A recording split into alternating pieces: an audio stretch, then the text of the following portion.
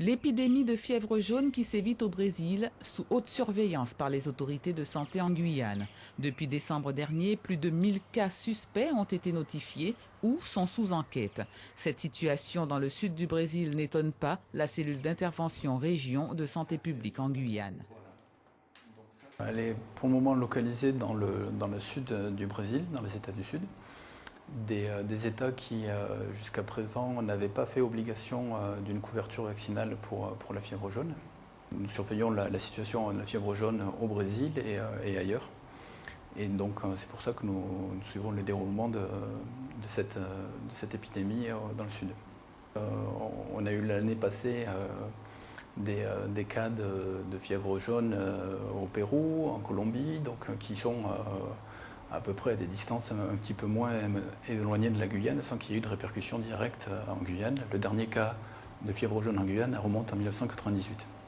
Un virus d'autant plus surveillé dans les territoires où, comme le nôtre, vivent des singes. Il représente un réservoir permanent. Et ce sont les moustiques, dont l'Aedes, qui transportent la maladie jusqu'à l'homme. À ce jour, le vaccin est la meilleure arme de prévention prophylactique. Il est administré à partir de l'âge d'1 an.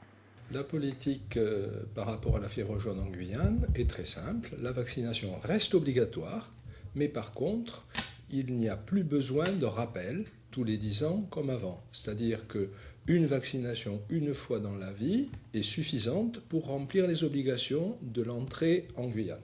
Parce que c'est une maladie pour laquelle il n'y a pas de traitement spécifique, il n'y a pas d'antibiotiques, c'est un virus, il n'y a pas d'antivirus pour ce virus. Et même avec des services de réanimation de très bonne qualité, il y a un nombre de décès très important.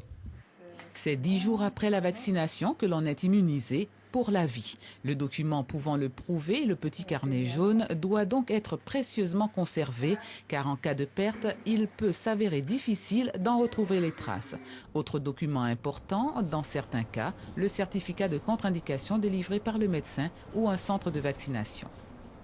C'est prévu pour en particulier un certain nombre de cas, comme les femmes enceintes, allaitantes, d'autres situations que le médecin jugera comme représentant un risque de vaccination plus important que celui d'arriver non vacciné dans un endroit où on peut quand même être en contact avec la fièvre jaune. C'est le médecin qui va établir l'avantage ou l'inconvénient qu'il y aurait dans un cas précis à être ou à ne pas être vacciné.